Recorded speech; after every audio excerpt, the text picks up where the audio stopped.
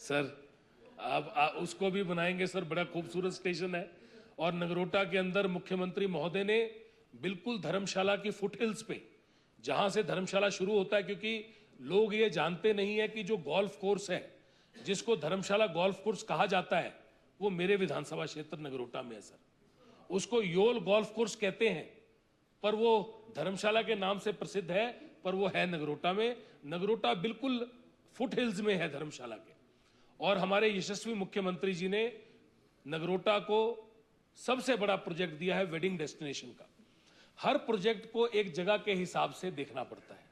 Nagrota airport के पास है, इसलिए वहां पे लोग शादियां करने आ सकते हैं, जैसे जयपुर जोधपुर में जाते हैं। पर उसको एक डेस्टिनेशन बनाने के लिए एक इंटरनेशनल फाउंटेन भी दिया है, ताकि लोग आए जहां वो शादियां करवाएं, उसमें इंटरनेशनल फाउंटेन भी हो और बैकड्रॉप में हिमालय भी हो। पर मैं वापस पालमपुर की ओर आता हूं सर। बाकी सब मेरे कुलीग, हमारे सीपीएस महोदय ने, आशीष बुटेल जी ने अपने विधानसभा क्षेत्र के बारे में और इसकी अलग अलग मेजरमेंट्स के बारे में कि किसको क्या क्या दिया कह दिया, तो उसके ऊपर मैं दोबारा से नहीं आऊंगा। पर क्योंकि अध्यक्ष महोदय आपने मुझे वक्त दिया है, कुछ बातों में मैं अपनी बात खत्म करूंगा। सबसे पहली बात ये कि कोई लोकेशन जब डिस्टाइन हुई और एक लोकेशन को सिलेक्ट किया गया, सबसे पहली चीज मुख्यमंत्री महोदय ने जब यूनिवर्सिटी की मीटिंग बुलाई, उसमें मैं भी था सर, उसमें पूछा कि क्या यूनिवर्सिटी के काम में या उसके किसी ऑब्जेक्टिव में इसकी बाधा होती है। तो उसके साथ साथ आज भी मैं बात कर रहा था अधिकारियों से, उन्होंने बताया कि Indian council of agri research, Indian council of agriculture research में 50 हेक्टेयर लैंड की जरूरत है एक एग्रीकल्चर यूनिवर्सिटी बनाने के लिए, और यहां पे 300 हेक्टेयर लैंड है। अगर आज भी एक एग्रीकल्चर यूनिवर्सिटी बनानी है सर, तो 50 हेक्टेयर की जरूरत है। यहां पे 300 हेक्टेयर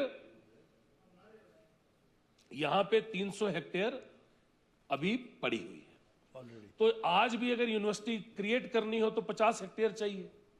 हम तो वहां पे 300 हेक्टेयर लेके बैठे हैं। और जहां तक हमारे सीनियर पूर्व के मुख्यमंत्री महोदय, विपक्ष के लीडर ने कहा कि यहां पे एजुकेशन के इस्टेब्लिशमेंट के साथ कोई यूनिवर्सिटी हो तो वो उसको डिस्टर्ब कर देती है, तो मैं इनको ये सिर्फ इतनी सी बात कहना चाहूंगा कि दुनिया भर में जितनी भी यूनिवर्सिटी हैं उसके आसपास होटल बने हुए हैं।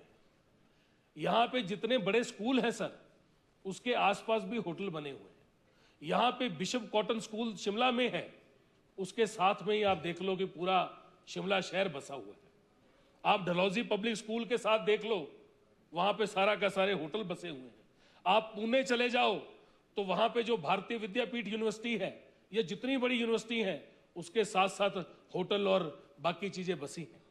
जब कसौली चले जाइए, किसी भी जगह चले जाइए सर, देश में दुनिया में हार्वर्ड है, स्टैनफोर्ड है, MIT है, बॉस्टन के अंदर सारा का सारा होटल्स और सारी की सारी चीजें बसी हैं। और आज हमारे विपक्ष के जो नेता हैं उनको मैं कहना चाहूंगा सर, आपने इन्वेस्टर मीट की, आपका एक सकारात्मक कदम था, आपकी एक अच्छी सोच थी। आप बहुत से इन्वेस्टर जो आपके पास आप उस टाइम आए, वो सब मेरे दोस्त थे, काफी सारे मेरे से भी मिले, आपको भी उसके बारे में पता है सर। और सारे जो इन्वेस्टर थे सोच के आए थे। समय की बात है कि उस समय भी कम बचा था। कई बार आप आखिरी में कोविड आ गया सर, पर उसके बाद इन्वेस्टमेंट जो आपने सोची थी वो नहीं आ पाई। आपने मेहनत की थी और एक सकारात्मक कदम था। छोटी मोटी चीजें रहती हैं, होती हैं, पर आज ये जो यूनिवर्सिटी है सर, ये इसके साथ जो 120 के करीब हेक्टेयर जमीन, 111 और 117 के बीच में जो हेक्टेयर जमीन है वो ली गई है। और आज वहां पे जो बोल रहे हैं कि टूरिज्म विलेज, या बोल रहे हैं कि होटल, या बोल रहे हैं कि लेक, सर इसका कॉन्सेप्ट अभी बनना है।